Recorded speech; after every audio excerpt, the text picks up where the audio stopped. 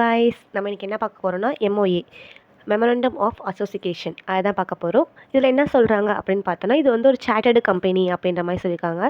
Like வந்து எப்படின்னா chartered document கூட நம்ம சொல்லலாம். அப்படின்னா எக்ஸ்டர்னல் சோர்ஸ் அப்படின்னா கம்பெனியை உருவாக்கணும்னா அவுட் சைட் ஆஃப் த வேர்ல்டில் வந்து என்னென்ன விஷயம் இருக்குது பார்த்தோன்னா, நேம் இருக்குது, ரிஜிஸ்டர் ஆஃபீஸ் சொல்லியிருக்காங்க, ஆப்ஜெக்ட் கிளாஸ் சொல்லியிருக்காங்க, liability class, capital class, association class.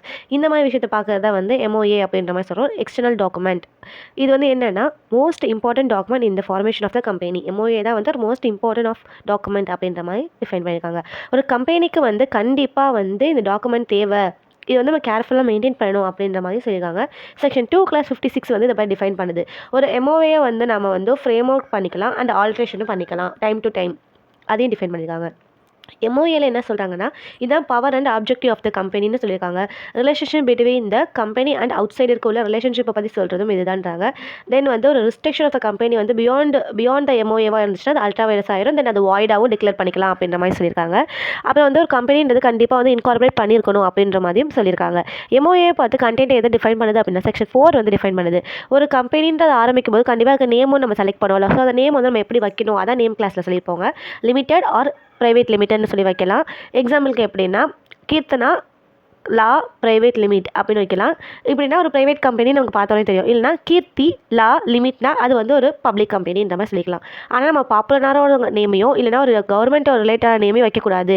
Like எக்ஸாம்பிளுக்கு எப்படின்னா இந்தியன் ரயில்வே பார்சல் லிமிட் இந்த மாதிரிலாம் நம்ம வைக்கக்கூடாது அப்படின்ற மாதிரி சொல்லியிருக்காங்க. அப்புறம் ரிஜிஸ்டர்ட் ஆஃபீஸ் கிளாஸ்னால் செக்ஷன் 12 வந்து இதை போய் டிஃபைன் பண்ணுது. ரிஜிஸ்டர் கம்பெனின்றது கண்டிப்பாக ரிஜிஸ்டர் பண்ணியிருக்கணும். வித்தின் த ஸ்டேட்டாக இருக்கலாம் இல்லை அதர் ஸ்டேட்லேயும் சில ஆஃபீஸ்லாம் இருக்கும். ஸோ கண்டிப்பாக ரிஜிஸ்டர் பண்ணிக்கணும். அந்த கம்பெனியில் வந்து நம்ம எங்கே ரிஜிஸ்டர் பண்ணியிருக்கோம்னு மென்ஷன் பண்ணியிருக்கணும். அதை எம்ஓஏல நோட்டடாக போட்டுருக்கணும். அதுமாதிரி கம்பெனியில் வேலை பார்க்குறவங்க தெரிஞ்சிருக்கணும் நம்ம ரிஜிஸ்டர் ஆஃபீஸ் எங்கே இருக்குன்னு. ரிஜிஸ்டர் ஆஃபீஸ்லேயே வெளியே மென்ஷன் பண்ணியிருப்பாங்க இந்த கம்பெனி தான் இங்கே ரிஜிஸ்டர் பண்ணியிருக்காங்கன்னு. அப்புறம் ஆப்ஜெக்ட் கிளாஸ். ஆப்ஜெக்ட் கிளாஸ்னால் கம்பெனி என்ன மாதிரி வேலை பார்க்குறாங்க, என்ன மேனுஃபேக்சரிங் பண்ணுறாங்க அதை தான் வந்து ஆப்ஜெக்ட் கிளாஸில் சொல்லியிருப்பாங்க. இப்போ நான் டயர் கம்பெனி வச்சிருக்கேன்னா டயர் மேனுஃபேக்சரிங் தான் பண்ணுறேன் நான். டயர் மேனுஃபேக்சரிங் நான் ஆப்ஜெக்ட் கிளாஸில் வந்து வெறும் டயர் மேனுஃபேக்சரிங் போட்டேன். மேபி ஃபியூச்சரில் வந்து எனக்கு வந்து டயர் ரிலேட்டடான ஏதாச்சும் ஒரு ஸ்டீலோ இல்லை கம்பியோ ஏதாச்சும் பண்ணணும்னா அதில் ஆப்ஜெக்ட் கிளாஸில் முன்னாடியே மென்ஷன் பண்ணியிருந்தால் மட்டும்தான் அதனால் பண்ண முடியும். ஸோ இதுக்காக தான் இந்த ஆப்ஜெக்ட் கிளாஸ் சொல்லியிருக்காங்க. Liability class. கம்பெனி வந்து என்னென்னா ரூல்ஸ் அண்ட் ரெகுலேஷனை கண்டிப்பாக ஃபாலோ பண்ணால் மட்டும்தான் கம்பெனி வந்து அதுக்கு லைபிள் ஆகும். இல்லைனா கம்பெனி லைபிள் ஆகாது. லிமிடெட் ஒரு அன்லிமிட்டடுக்கு தான் மட்டும் கம்பெனி வந்து லைபிள் ஆகும் அப்படின்ற மாதிரி சொல்லியிருக்காங்க.